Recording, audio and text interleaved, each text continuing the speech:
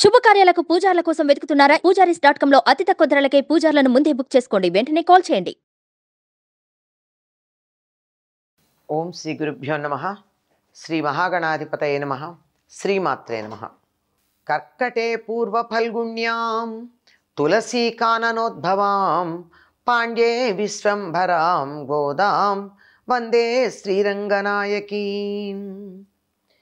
నీళాతుంగస్తనగిరితటీ సుప్తముద్బోధ్య కృష్ణం పారార్జం స్వం శృతిశతశిరసిద్ధమధ్యాపయంతి స్వోచ్ఛిష్టాయాం స్రజినిగళితం యా బలాత్కృత్య భుంక్తే గోదా తస్యై నమైదమిదం భూయ ఏవాస్తు భూయః. శ్రీ భూనీలా సమేత గోదారంగనాథ స్వామినే నమః.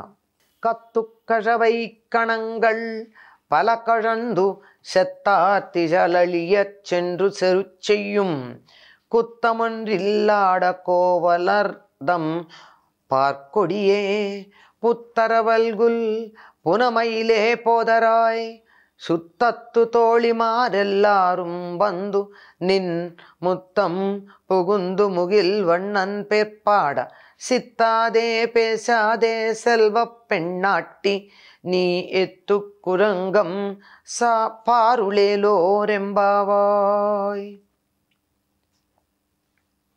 11వ నాటి బ్రాహ్మీ ముహూర్తంలో నిద్రలేచినటువంటి గోదాదేవి మరి ఒక ప్రత్యేకమైనటువంటి లక్షణాలు కలిగిన చెలిని నిద్రలేపుతోంది.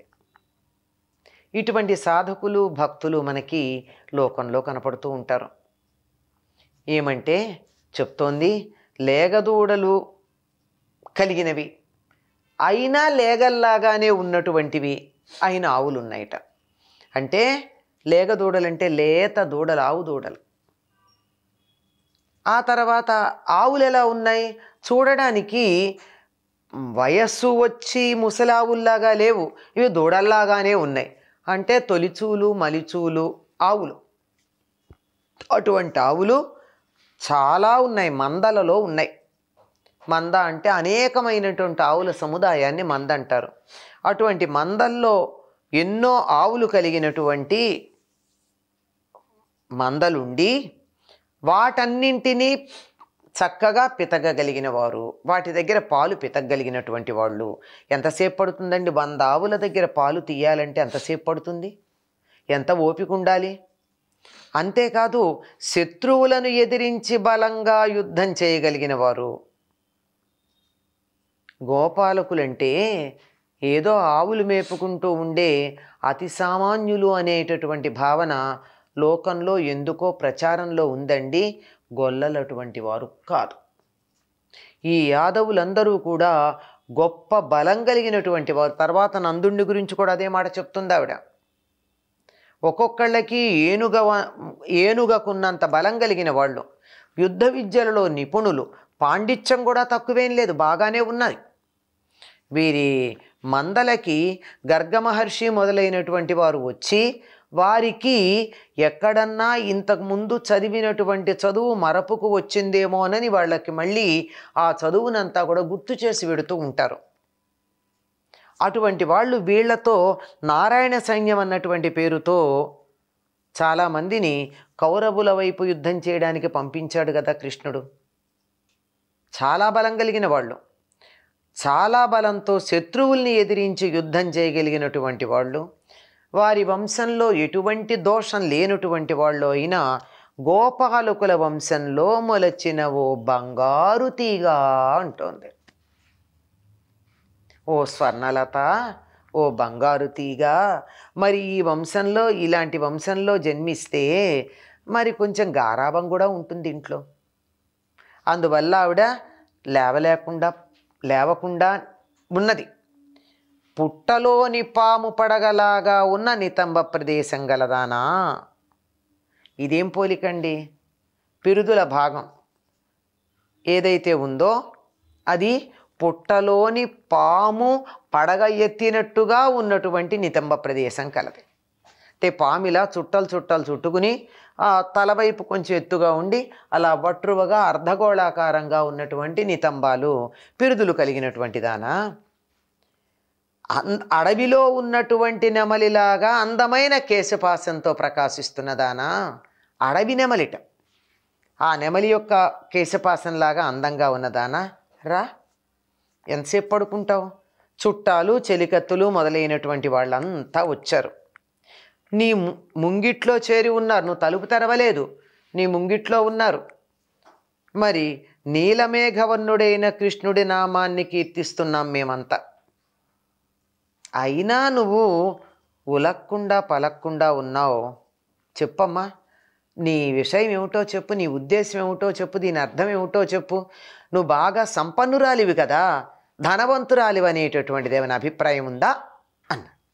ఇక్కడ ఈవిడి గురించి వర్ణించినటువంటిది ఏదైతే ఉందో ఇది యోగ శాస్త్ర విశేషాలతో కూడుకున్నది. మనిషి శరీరంలో మూలాధారం అనబడేటటువంటి చక్రం ఎక్కడుంటుంది? పిరుదుల భాగంలోనే ఉంటుంది. పిరుదుల భాగంలో కుండలిని ఎలా ఉంటుంది అంటే 3.5 చుట్టలు చుట్టుకున్నటువంటి పాములాగా ఉంటుంది. అందుకని పుట్టలో చుట్టలు చుట్టుకున్న పాములాగా ఉన్న పిరుదులు కలిగిన దానా అంది. అంటే కుండలిని గురించినటువంటి ఒక విశేషం చెప్పిందనమాట. పైగా ఎలా ఉన్నది? బంగారు తీగలాగా ఉంది. ఎవరిలో అయితే కుండలిని ప్రచోదనం అవుతుందో ఆ కుండలిని ఎలా ఉంటుంది అంటే మెరుపు తీగలాగా ఉంటుంది.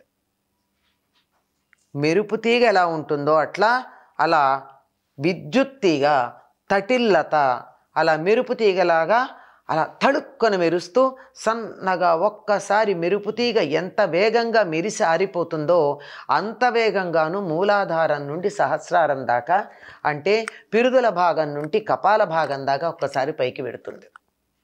కనుక మూలాధార స్వరూపిణి, యోగ స్వరూపిణి, యోగము సిద్ధించి కుండలిని ప్రచోదనమైనటువంటి లక్షణం కలిగింది అనే మాట ఇక్కడ సూచనప్రాయంగా చెప్పడం జరిగింది. ఆవిడ జుట్టు ఎలా ఉందట? వెనకాల భాగాన్ని వర్ణిస్తున్నారు గనక అడవి నెమలి పింఛన్లాగా ఉందిట. అంటే ఆ కేశపాశం అడవి నెమలి పింఛన్లో ఎన్ని రంగులు ఉంటాయండి? జుట్టు అన్ని రంగులు ఉంటుందా? ఉంటుంది. ఎందుకంటే నూనె రాచి, నల్లని జుట్టు నూనె రాచుకుని ఎండలో నిలబడితే దాని మీద నెమలి పింఛన్లో ఎన్ని రంగులు ఉన్నాయో అన్ని రంగులు ప్రతిఫలిస్తాయి. అలా నున్నగా మిలమిల మెరిసిపోయేటటువంటి జుట్టు ఉంది. ఈ నెమలి పింఛంతో పోల్చడంలో విశేషం ఏమిటంటే సర్పానికి నెమలికి పడదు, కానీ ఈ సర్పానికి నెమలికి పడతాయి. ఈ సర్పం మనిషిలో ఉండేటటువంటి కుండలిని స్వరూపం. ఈ కుండలినికి అధిపతి అయినటువంటి వాడు కుమారస్వామి. ఆ కుమారస్వామి యొక్క వాహనం నెమలి.